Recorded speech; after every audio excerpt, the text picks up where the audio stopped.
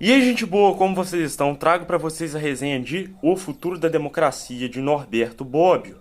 Vou focar em alguns artigos principais que eu considerei como principais, como estou aqui com o sumário aberto, O Futuro da Democracia, Democracia Representativa e Democracia Direta, A Democracia e o Poder Invisível, Liberalismo Velho e Novo, Contratualismo e Contrato no Debate Atual. O primeiro artigo se chama O Futuro da Democracia e dá título ao livro. O Futuro da Democracia. Bobbio é um realista pessimista, apesar de ser idealista ao mesmo tempo. Ele tem um realismo muito bom, a meu ver, sobre a derrocada da democracia e os seus defeitos. Entretanto, acredita firmemente nela, dentro de um Estado democrático de direito, um Estado social, uma social-democracia.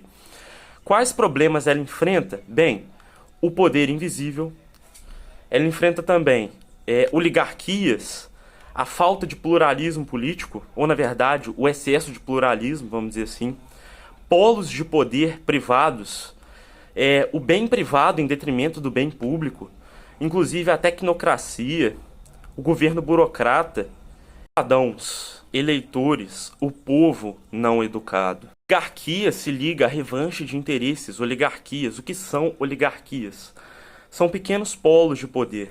É o poder concentrado nas mãos de poucos. Esse é um problema da democracia, visto que a democracia para Norberto Bobbio e para a teoria constitucional geral seria o poder dentro do... não dos valores da democracia, mas de seus princípios, seria basicamente o poder popular e o exercício desse poder de forma direta ou indireta. Entretanto, nós temos oligarquias que dominam um revanche de interesses, no sentido de interesses particulares que estão na democracia em detrimento do bem público. Também um poder invisível, com poder fora da democracia, que ele chama de arcane imperri, que seria poder invisível, um poder alheio à democracia, alheio ao povo, ao soberano, que é o povo. E o próprio Bobbio, no seu livro O Poder Invisível, ele diz que a opacidade do poder é a negação da democracia. E nesse livro apontado, nesse artigo mais específico, como um dos defeitos, um dos problemas que ela enfrenta hoje. Falta de interesse pelo povo que não é educado politicamente, a fim de participar do processo democrático, a fim de participar da república, da coisa pública, do povo e para o povo. Governo burocrata de pessoas que não são eleitas politicamente. Burocratas que estão no aparato estatal, não são eleitos politicamente e estão controlando o Estado, ou seja, a nação.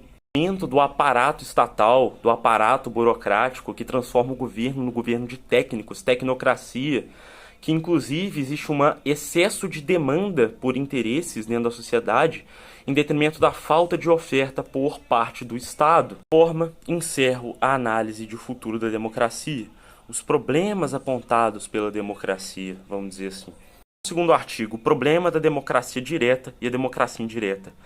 Basicamente, em resumo, a democracia direta é idealizada por Jean-Jacques Rousseau, porém, ela só funciona em pequenas províncias, com mandato imperativo. Vamos falar de forma menos técnica.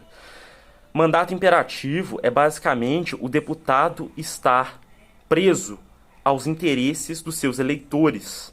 Ou seja, ele pode ser revogado a qualquer momento se não representar o interesse deles. Entretanto, a democracia indireta, ela não representa interesses de eleitores, mas o interesse de toda a nação. O deputado ou o poder executivo, o poder legislativo de um modo geral, ele segue o interesse da nação e não fica preso aos seus eleitores, mas sim ao interesse do bem público, da coisa pública para o público, que significa res pública, coisa pública. Já fizemos análise aqui no canal, no Instagram e no rede vizinha, para não falar aqui, que basicamente seria o arcane imperri, que é o poder invisível. Na verdade, é uma faceta do poder ser invisível. Você não demonstrar tudo para o povo. Isso, inclusive, está no livro O Príncipe, de Nicolau Maquiavel. de você esconder as coisas do povo, sendo que república é uma coisa pública para o público. A democracia tem como princípio publicidade, transparência dos atos governamentais. Dentro de administração pública, por exemplo, do poder executivo, da administração de modo geral, e dos próprios governantes dentro de ciência política.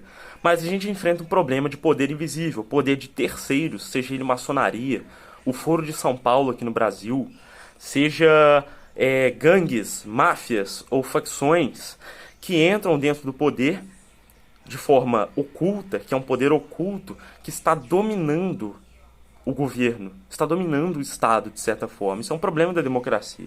Liberalismo velho e novo, liberalismo, Estado social e Estado liberal. De acordo com José Afonso da Silva, o Estado liberal, na verdade, ele representa interesses burgueses. O Estado social é uma forma de tentar combinar o capitalismo selvagem, o capitalismo de livre mercado, que produz, de acordo com José Afonso da Silva e com Norberto Bobbio, injustiças. Transforma o jogo político num mercado, aliando ele ao social, o Estado social. Já o Estado democrático de direito, ele tem valores como liberdade e igualdade, ele junta os dois, mas ele busca a justiça social. E o novo liberalismo prega basicamente um Estado mínimo, um Estado forte e mínimo. Ele acredita que o Estado está fraco devido ao Estado social, devido ao Estado assistencial, welfare state. Entretanto, Bobbio discorda que o novo liberalismo seja conexo com o Estado, de um modo geral, com a democracia, vamos dizer assim. Ele não tem interesse junto à democracia, mas sim interesses além, um interesse mercadológico, não um interesse de justiça social, de igualdade, que é basicamente, de acordo com José Afonso da Silva e Paulo Bonavides, a essência da democracia, seus valores, liberdade e igualdade. Trato e contratualismo fala do privatismo, que seria uma forma de mercadologização, vamos dizer assim, esse neologismo aqui, uma mercadologização do jogo político. Ou seja, o político se assemelha ao empresário. O empresário busca o lucro, o político busca o poder. Ou seja, o mercado político se transforma, sendo redundante, no mercado. O jogo político, que era para ser uma coisa pública, representar os interesses da nação, representa interesses apenas pessoais, que seria revanche de interesse apontado no futuro da democracia. Ou seja, se transforma num mercado, num contrato, num contratualismo, vamos dizer assim, numa espécie de contrato entre eleitores e os eleitos, não como uma forma de representação dos interesses nacionais, mas como uma forma de representação como mandato imperativo, como representação de interesses particulares dos eleitores e do próprio político que está sendo eleito. Então é isso, eu espero que vocês tenham gostado do vídeo. É um vídeo bem longo. O próximo resenha que vai sair vai ser do país constitucional ao país neocolonial, a derrubada da Constituição e a recolonização pelo golpe de Estado institucional de Paulo Bonavides. E a resenha de hoje foi essa. Falou!